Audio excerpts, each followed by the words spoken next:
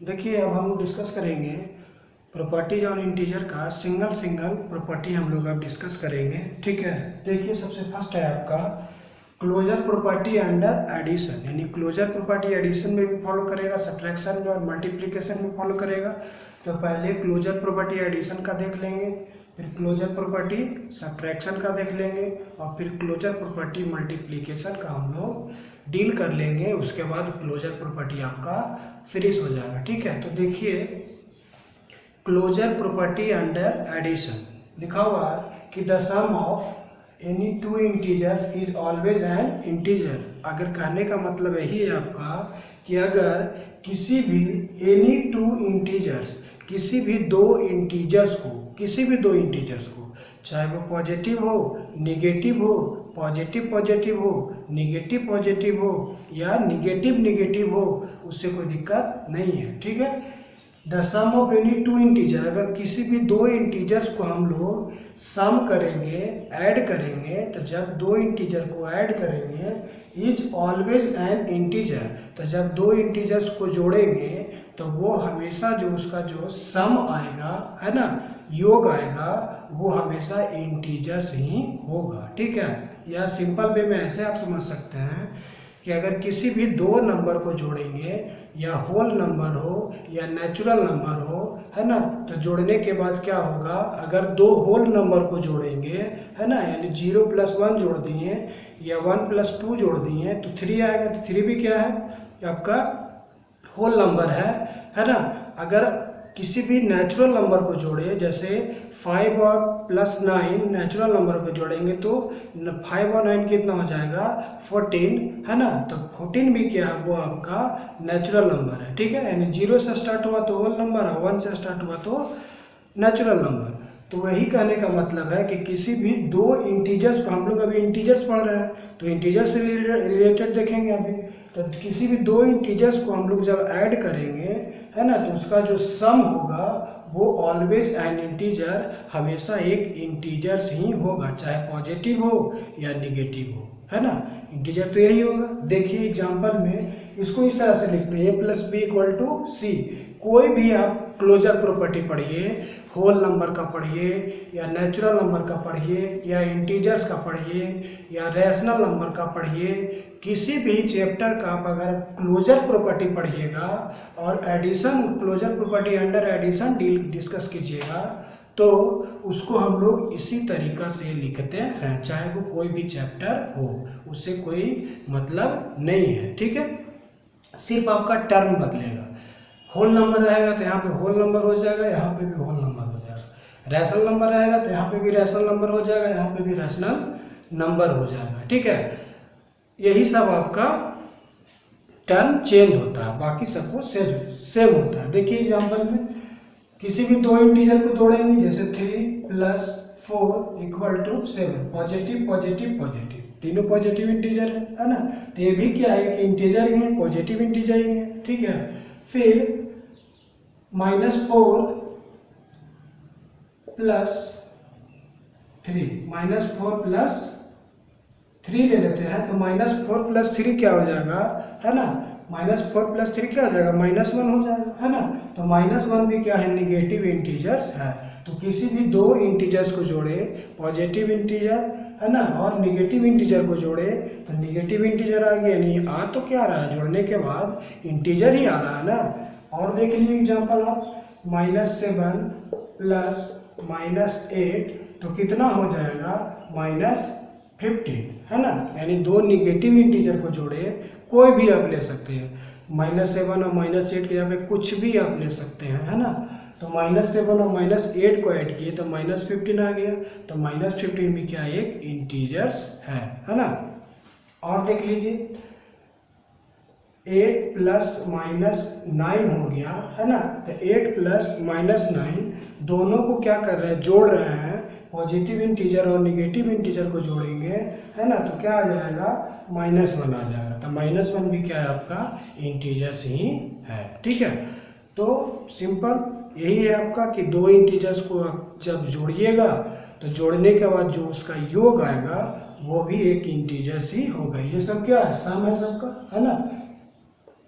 अब देखिए closure property under subtraction, closure property under subtraction देख लीजिए।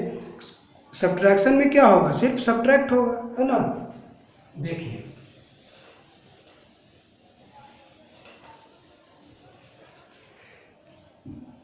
देखिए लिखा हुआ कि closure property under subtraction, the subtraction of any two integers, कह रहा है कि जब किसी भी दो इंटीजर्स को सब्ट्रैक्ट कीजिएगा, किसी भी दो इंटीजर्स को सब्ट्रैक्ट कीजिएगा, है ना, इज ऑलवेज एन इंटीजर, तब उसका जो डिफरेंस आएगा वो क्या होगा, वो भी एक इंटीजर्स ही होगा, है ना।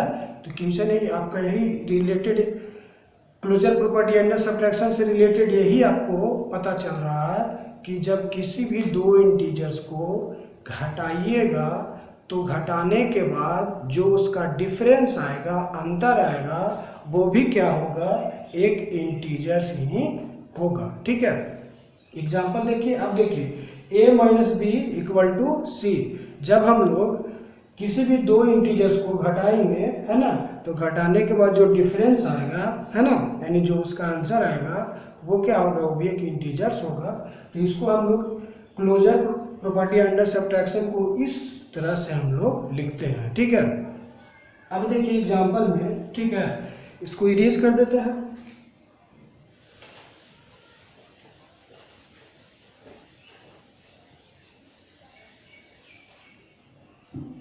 देखिए जैसे 7 माइनस 2, दोनों क्या है, ये पॉजिटिव इंटीजर पॉजिटिव इंटीजर, दोनों को क्या किए, घटा दिए, तो कितना आ गया 5, ये भी क्या है, एक इंटीजर ही है ना। और देख लीजिए -11 माइनस 6 हो गया, है ना, तो -11 और -6 यानी -11 माइनस 6, ये पॉजिटिव इंटीजर, ये निगेटिव इंटीजर, दोनों को घटा रहा है, तो घटाएंगे तो कितना आ जाएगा, -17, ये भी क्या है, आपका एक इंटीजर ही है, ठीक है।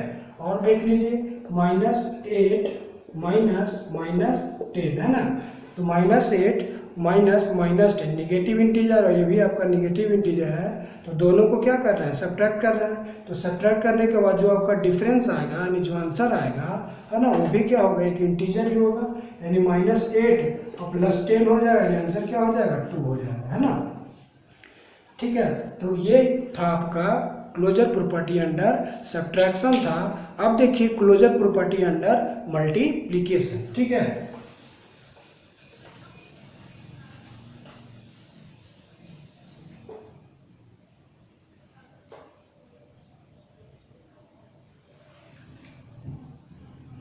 क्लोजर प्रॉपर्टी अंडर मल्टीप्लिकेशन,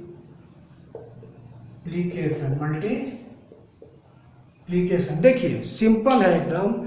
जिस तरह से एडिशन में हम लोग ऐड करते हैं, सब्ट्रैक्शन में सब्ट्रैक्ट करते हैं, उसी तरह से मल्टीप्लिकेशन में मल्टीप्लाई करेंगे। कितना इंटीजर को, दो इंटीजर को करेंगे, ठीक है ना। क्योंकि क्लोजर प्रॉपर्टी में किसी भी चैप्टर में अगर क्लोजर प्रॉपर्टी आप पढ़िएगा तो उसमें दो ही टर्म आएगा या दो ही नंबर आपका आएगा, ठीक है। तो यहाँ पे हम लोग क्या करेंगे, द प्रोडक्ट कर लेंगे, the product of any two integers is always N integers, यानी जब दो इंटीजर्स को गुना करेंगे तो गुना करने के बाद जो आंसर आएगा उसको प्रोडक्ट बोलते हैं। तो जब कोई भी दो इंटीजर्स को गुना करेंगे तो उसका जो प्रोडक्ट आएगा वो हमेशा क्या होगा, एक इंटीजर ही होगा, यानी a multiply b equal to c, ये क्या हो गया आपका। इस तरह से क्लोजर प्रॉपर्टी अंडर मल्टीप्लिकेशन हम लोग लिखेंगे, ठीक है। एग्जांपल देख लीजिए आप, 6 मल्टीप्लाई 2, दोनों क्या है, पॉजिटिव इंटीजर है, गुना कर लेंगे तो क्या आ जाएगा, ये प्रोडक्ट हो गया आपका, तो ये भी क्या है, एक इंटीजर ही है, पॉजिटिव इंटीजर है, ठीक है। -7 मल्टीप्लाई 3, पॉजिटिव इंटीजर और निगेटिव इंटीजर को ऐड कर रहे हैं, ठीक है, निगेटिव इंटीजर को ऐड कर रहे हैं, तो -21 क्या हो गया आपका, ये भी निगेटिव इंटीजर, यानी दो इंटीजर को गुना किए तो प्रोडक्ट क्या आ गया, ये भी एक इंटीजर ही आया है, ठीक है।